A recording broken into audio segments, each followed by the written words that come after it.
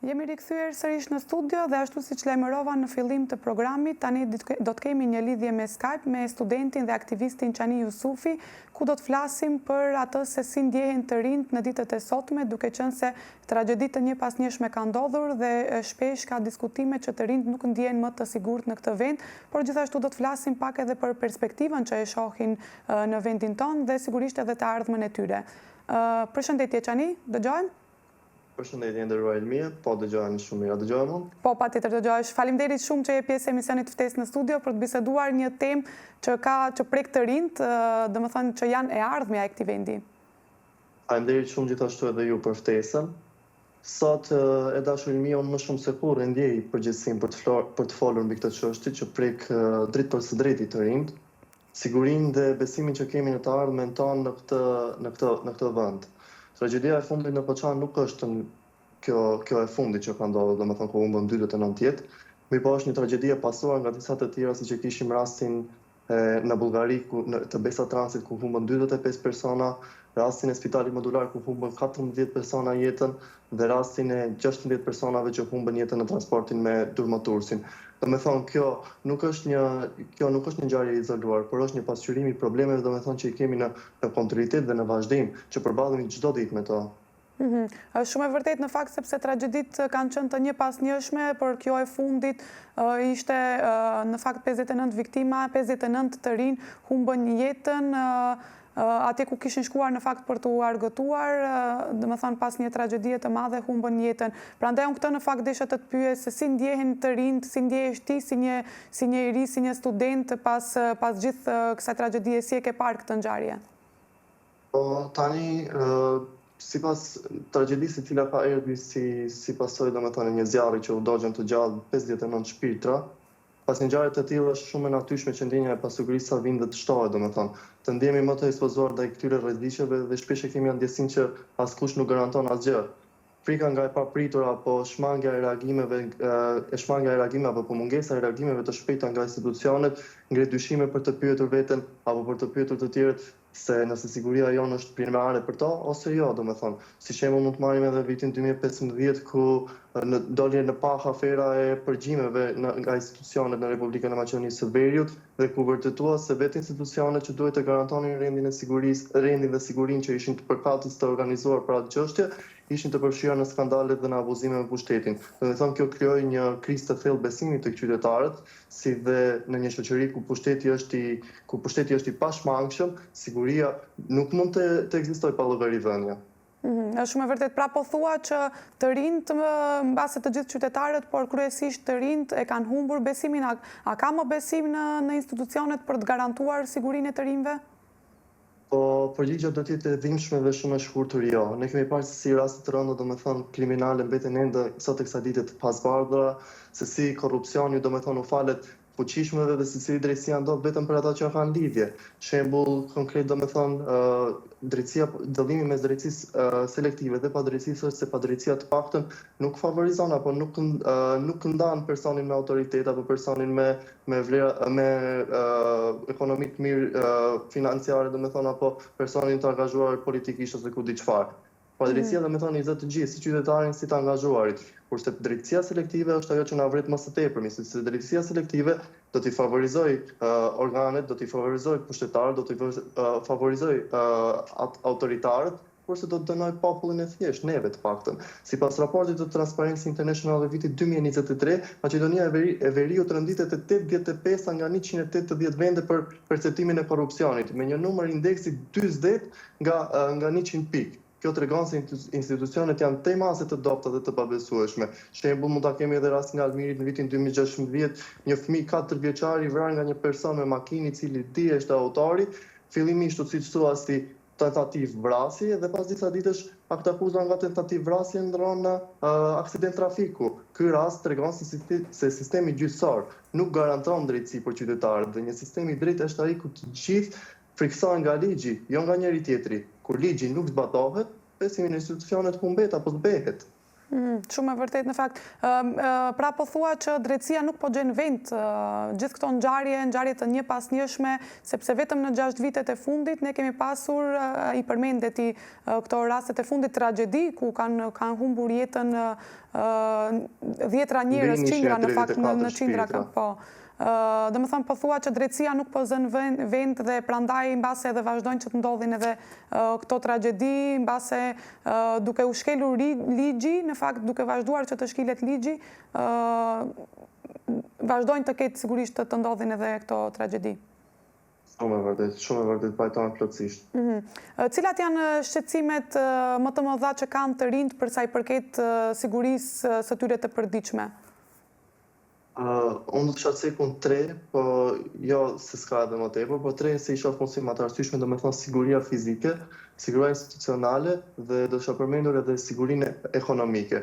Te siguria fizike do me thonë do të shoh përfshirur dhuna nëpër rrugë, aksidente dhe mungesa të kontrollit institucional mbi sigurinë publike. Shembull konkret kemi rastin në Shkup jo para disa muajsh, ku një vajzë do me thonë shtypet në vit të bardhë në semafor të gjerë përkombësor nga një person pa leje drejtimi, në moshën e lejes së drejtimit, dhe që si pasojë ajo humbi jetën. Siguria institucionale do të përfshijë këtu shumë të rinj që ndihen të pambrojtur kur përballen me padrejtësi dhe mungesë të barazisë para ligjit, se persona jo kompetent bëjnë punë jo kompetente, dhe siguria ekonomike, por jo me pa garancia, do me thonë papunësia e lartë dhe mungesa e perspektivës ekonomike shtyjnë të rinj të largohen nga vendi. Si shembull, Banka Botërore nga raporti i fundit në 15 nëntor të vitit 2023, ku thotë që mbi 70% të rinjve në Maqedoninë e Veriut të kualifikuar, do me thonë, shohin si mundësi jashtë vendit. Ky fenomen tregon një mungesën e besimit, krijon mungesën e besimit dhe stabilitetit në vend. Dhe çfarë mund të ofrojë ky vend më tepër? Të jetosh në një botë pa drejtësi, të jetosh në një burg të hapur, se me të vërtetë shpendit në kafas pas disa vitesh që ja jep lirinë, po do të ketë harrusit fluturoj. Është shumë e vërtet kjo që thej në fakt, duke qenë se ti përmende sigurisht siguria fizike, ekonomike, mbase ka të bëjë edhe tek pjesa ekonomike sigurisht edhe papunësia. Si e sheh ti si një i ri ose si e shohin të rinjt edhe këtë pjesë të papunësisë? Mbase në fakt papunësia nuk është aq e lartë papunësia sa janë kushtet e punës, nuk janë të mira, sepse shpesh dëgjojmë të rinj që thonë mund të ketë punë, mund të gjejmë këtu punë, sepse tash edhe nga largimi i shumt i të rinjve, në fakt kërkojnë punëtor, mirë po përsëri kushtet e punës nuk janë të mjaftueshme. Si e sheh ti këtë situatë që në shtetin tonë, edhe pse ka mungesë të punëtorëve, kërkohen punëtor, megjithatë ende nuk rregullohen edhe kushtet e punës? Po do me thonë, papunësia do me thonë është një destabilitet në vendin tonë, por rinia do me thonë preferon edhe të mos punoj për 400 euro apo 500 euro sa është rroga minimale, dhe e sheh si opsion kryesor do me thonë mërgimin. Njëri do me thonë që nuk ndihet i sigurt në vendin e tij, atëherë do me thonë do të mendoj për largimin padyshim. Dhe kur dikush nuk ndihet i mbrojtur dhe i sigurt në strofën e tij, ai ka shumë të pamundur dhe të vështirë që të ndërtojë plane afagjate, qofshin ato profesionale, qofshin ato akademike, apo qofshin ato familjare. Shembull në Kosovë që pas luftës, do me thonë, të rinjt të ndjenin si pasigurinë për shkak të mungesës dhe stabilitetit ekonomik, kurse në Maqedoni edhe pse ka dhe stabilitet formal, pasiguria vjen nga vetë sistemi që duhet të garantojë, do me thonë, një mbrojtje të qytetarëve, dhe paqja nuk sjell mungesën e konfliktit. Do me thonë, paqja nuk vjen si shkaku që nuk kemi konflikt, por prania e drejtësisë. Prania e drejtësisë sjell paqen. Shumë e vërtet. Si e sheh edhe këtë pjesën që edhe në aspektin akademik ti e theksove, edhe domethënë të rinjt e shohin ikjen edhe në aspektin akademik për të rritur edhe profesionalisht. Si e sheh edhe këtë pjesën që shumë të rinj tash drejtohen për të shkuar drejt vendeve të Evropës edhe për të studiuar, jo vetëm për të punuar? Po. Kjo është shumë pyetje e mirë, se pata rastin domethënë që çop disa volumtime dhe të bëj disa kërkime, dhe sipas një sondazhit të programit të Kombeve të Bashkuara për zhvillim të vitit 2022, 70% e të rinjve e kanë si opsion emigrimin. Dhe vetëm në vitin 2019 mbi 4000 studentë aplikuan domethënë për studime jashtë vendit.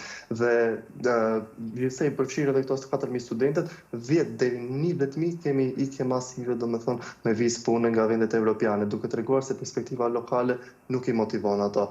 Vendi yt është aty ku ke mundësi të ndërtosh një jetë më të mirë dhe kur nuk e ke parë mundësia për krijim, atëherë ekziston mundësia për largim nga vendi.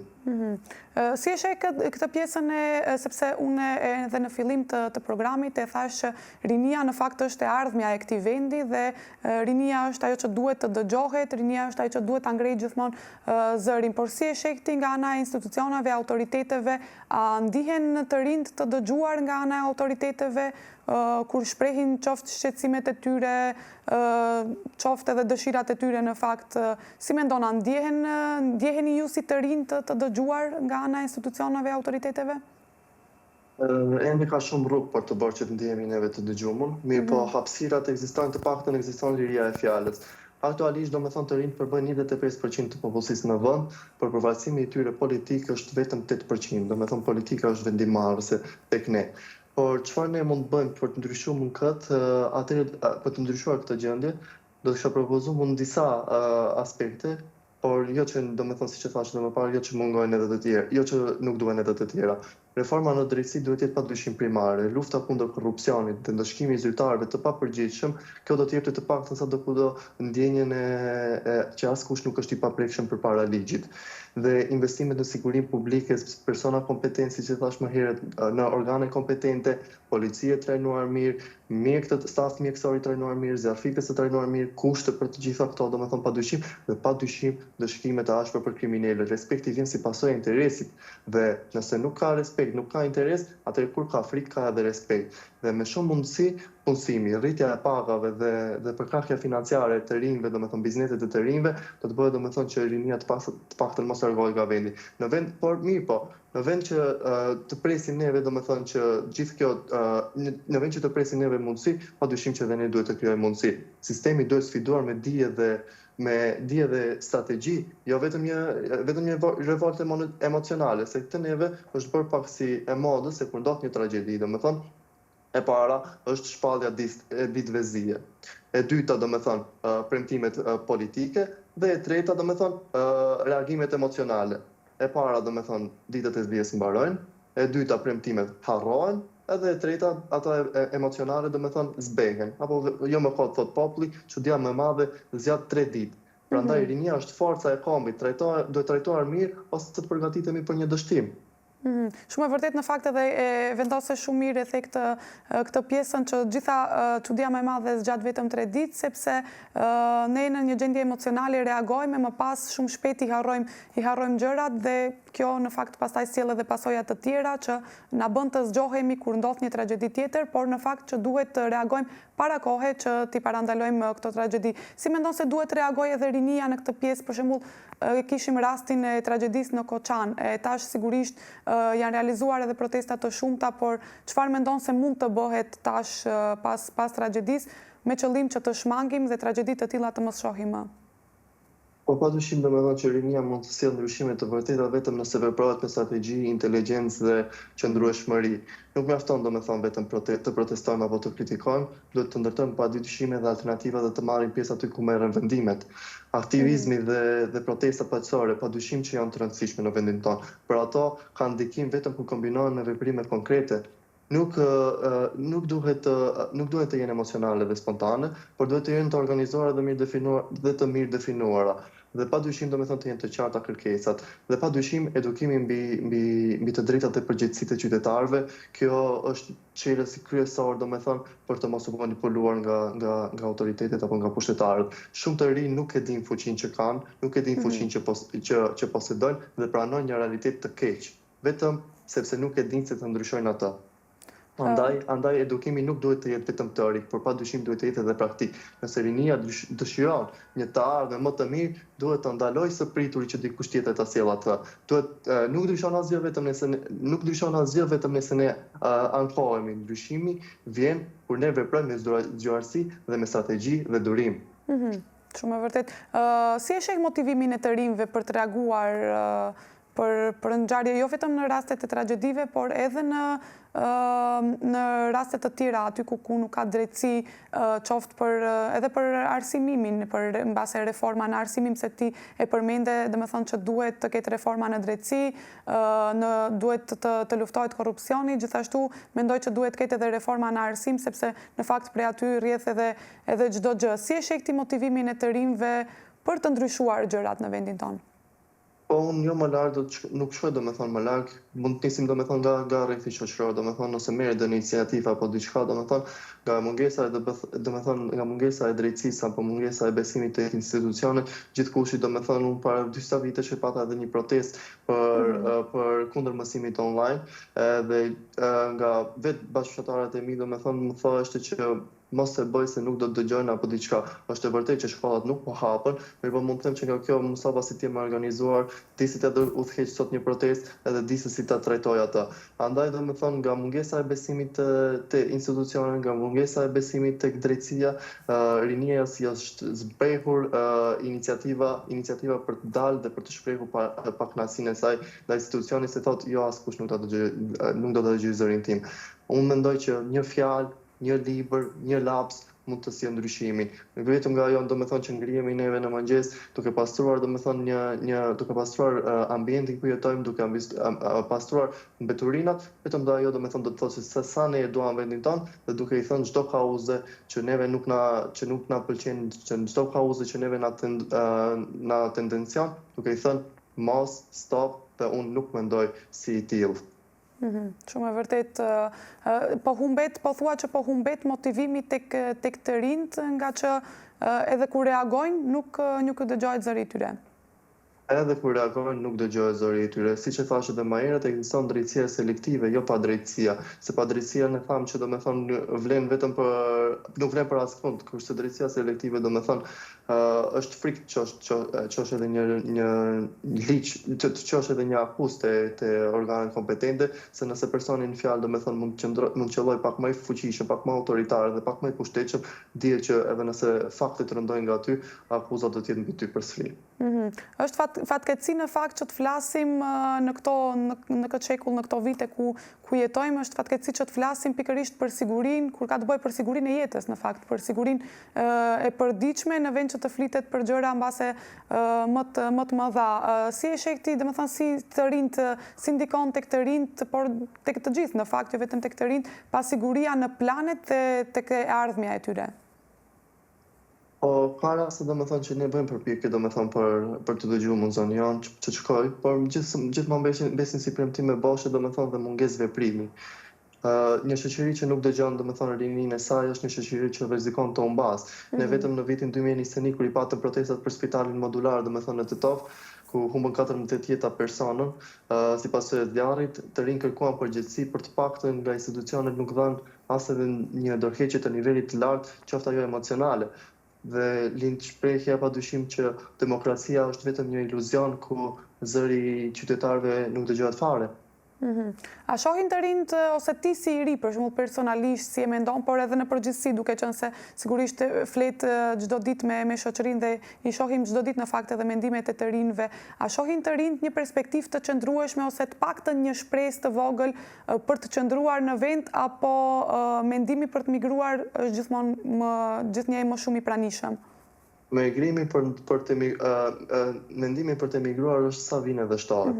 Unë i përmenda edhe ato më herët, domethënë që vetëm vitin 2019 10 deri 20.000 përfshirë dhe studentë domethënë janë larguar nga vendi. Dhe kjo nuk është domethënë një aludim apo një opinion publik. Kjo është domethënë një fakt që ka nxjerr programi i Kombeve të Bashkuara për zhvillim domethënë në vitin 2022. 70% e të rinjve mendojnë për të ikur, 70% e të rinjve e shohin si mundësi e Bashkimit Evropian. Dhe vetëm në vitin 2019 ne kemi 4.000 studentë larguar nga Maqedonia. Shumë e vërtet dhe ky numër në fakt fatkeqësisht gjithnjë më shumë rritet. Sa vinë dhe shtohet. Dhe më e keqja është se neve shkojmë si produkt i gatshëm, domethënë sepse neve edukohemi, shkollohemi, apo të qoftë marrim edhe një praktikë apo siç themi në gjuhën e popullit zanat, edhe pasi dalim në treg, kur vim për dalë në treg, vend që t'i shërbejmë domethënë vendit ton, duke mos u ofruar mundësia apo duke mos u vlerësuar domethënë puna apo shkolla e atij personi, ai shef si opsion domethënë në Gjermaninë, shef si opsion Bashkimin Evropian, dhe Bashkimi Evropian në plot kuptimin e fjalës rinin ton e merr plotësisht të gatshme, të gatshme për ta futur në treg. Shumë e vërtet në fakt ku do të kishte më mirë se sa i gjithaj truri në fakt, sepse prandaj e quajmë ne ikja e trurit, i gjithaj trur që ik jashtë t'i shërbej vendit ton, atëherë mbase do të kishte edhe ndryshime më të mëdha. Ti i përmendë domethënë disa prej ndryshimeve, reforma që duhet bëhen, por në përgjithësi si e sheh çfarë ndryshimesh thelbësore më të mëdha duhet bëhen për të bërë që rinia të rritë të qëndrojë në vend? Unë mendoj domethënë që drejtësia e drejtë, jo selektive dhe padrejtësia, domethënë reformat në drejtësi siç i përmenda më herët, lufta kundër korrupsionit, dëshkimi domethënë i zyrtarëve të papërgjegjshëm që abuzojnë me detyrën, që abuzojnë me autoritetin, që abuzojnë me pushtetin dhe qytetarët, domethënë padyshim se kjo domethënë duhet secili të vihet para ligjit dhe të jepet një mesazh para popullit se askush nuk është më i fortë se ligji. Ligji mbi gjithë, domethënë. Dhe padyshim domethënë investimet në sigurinë publike, padyshim domethënë në policinë e trajnuar mirë, domethënë një staf mjekësor të trajnuar mirë, një zjarfikës të trajnuar mirë, domethënë administratë të trajnuar mirë që të mos kemi krizë. Se kjo është kriza më e madhe, domethënë që persona jo kompetent bëjnë punë jo kompetente. Dikush domethënë unë si Qani Jusufi domethënë mbaroj për shkenca kompjuterike drejtimin dhe të futem domethënë nesër pas nesër në drejtimin e bujqësisë dhe blegtorisë.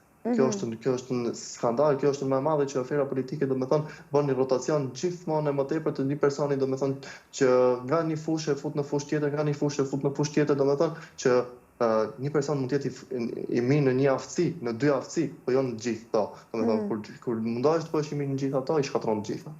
Shumë e vërtet. Pak më herët mua më pëlqeu që e përmendë dhe më thënë që duhet të bëhen këto reforma, sigurisht të ketë trajnime të mira të personave kompetent, për shembull trajnim të stafit mjekësor, të policisë, të zjarfikësve, por e përmendë që fillimisht duhet në fakt të krijohen edhe kushte të mira për këto, sepse unë mendoj që ne kemi për shembull shumë mjek të mirë, mjekët tonë, doktorët tonë ikin në Gjermani dhe atje bëjnë shumë emër, kemi zjarfikës shumë të mirë, të cilët janë shumë të përgjegjshëm në punën e tyre, mirë po kushtet e tyre nuk janë të mjaftueshme për ta bërë punën ashtu siç duhet. Unë do të pyes pak edhe këtë pjesën sepse sigurisht e folëm ndryshimet që duhet bëhen, qoftë nga ana ligjore, ndryshimet në drejtësi, lufta ndaj korrupsionit, por si mund të angazhohen më shumë të rinjt për të ndihmuar në këtë drejtim, për të sjellë këto ndryshime, sepse sigurisht ne për atë edhe flasim që rinia është e ardhmja e këtij vendi dhe zëri i rinisë në fakt nëse do dëgjohej, sigurisht që do të vinë këto ndryshime, por si mund ta bëjmë që rinia të angazhohet më shumë, sepse ti veti je aktivist për shembull dhe gjatë gjithë kohës merresh me aktivizëm, gjithë kohës e ngren zërin për gjëra, por si mund t'i motivojmë edhe të tjerët, të rinj të tjerë të përfshihen në aktivitete të ndryshme dhe të angazhohen më shumë për të sjellë ndryshime në vend? Po, domethënë nuk ka mundësi të ndryshojë asgjë vetëm nëse neve ankohemi. Ndryshimi domethënë patjetër që duhet vi kur ne do të zgjohemi dhe do të shprehim pak kënaqësi domethënë për atë që ne mendojmë që është e padrejtë. Padyshim duhet patjetër reaguar ndaj çdo kauze, qoftë politike, qoftë tragjedie e kështu me radhë, se neve nesër mund të jemi të radhës, askush nuk na garanton. Unë e thash edhe më herët domethënë që rinia padyshim duhet të ketë aktivizëm si me protesta paqësore apo me edukimin e të drejtave dhe përgjegjësive. Mirë po, e mira e smirit domethënë është që të mos manipulohemi, duhet të kemi kërkesa të mirë definuara, duhet të kemi të shëndueshmëri, inteligjencë dhe strategji. thash më herët që kemi edhe ndërkohë ma shumë rrugë për të dëgjuar, kemi për të bërë, mirë po hapësirat ekzistojnë. Siç e thashë më herët, të paktën ekziston liria e fjalës apo liria e shprehjes. Dhe aktualisht domethënë rinia duhet përfshihet padyshim në vendimmarrje. Rinia duhet jetë në procesin e vendimmarrjes dhe vetëm kjo ndoshta mund të jetë edhe si pasojë ose si shkak për të dëgjuar më shumë zëri i rinisë. Në fakt, po këtë desha të pyes edhe për pjesën e vendimarrjes, mirë që e përmende, sepse sa e rëndësishme është që rinia të jetë pjesë e vendimarrjeve, sidomos kur bëhet fjalë për gjëra të cilat i prekin ato drejt për së drejti. Te neve ekziston edhe një shprehje që kur flet si i ri të thonë mos e dëgjo se ai s'ka eksperiencë ose mos flit se nuk ka eksperiencë, dhe kur plakesh të thonë mos fol se nuk bëjnë sens fjalët tuaja, domethënë. Edhe domethënë ekzistojmë në një shoqëri ku të flasësh në rini, të flasësh në pleqëri nuk dëgjohesh. Edhe është shumë e keqe se kur veprojmë në kokë në vete.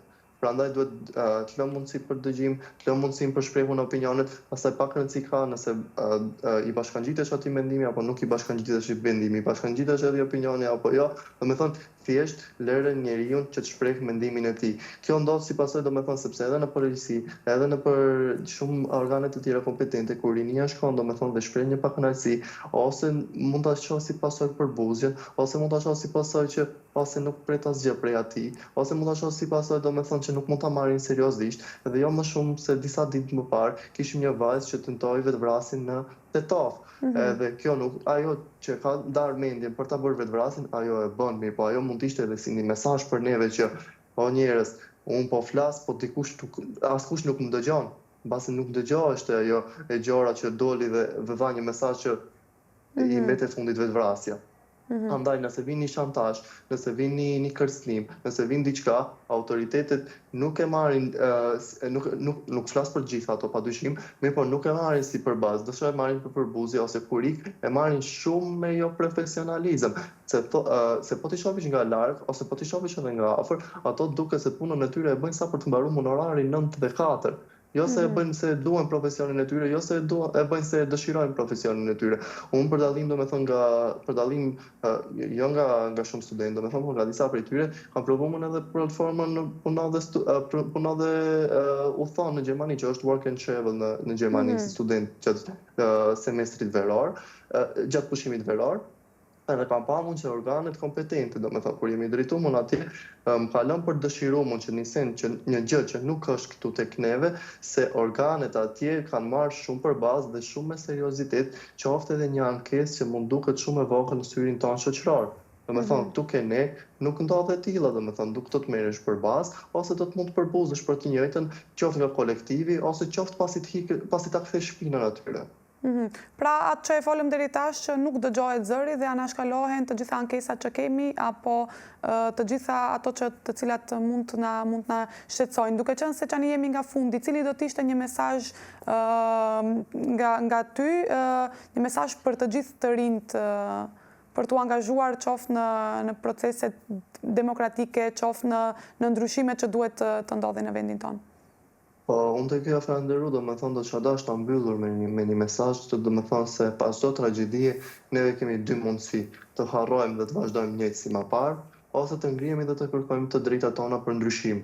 Nëse duam një të ardhme më të sigurt për të rinjt, neve patjetër që duhet të refuzojmë të heshtim.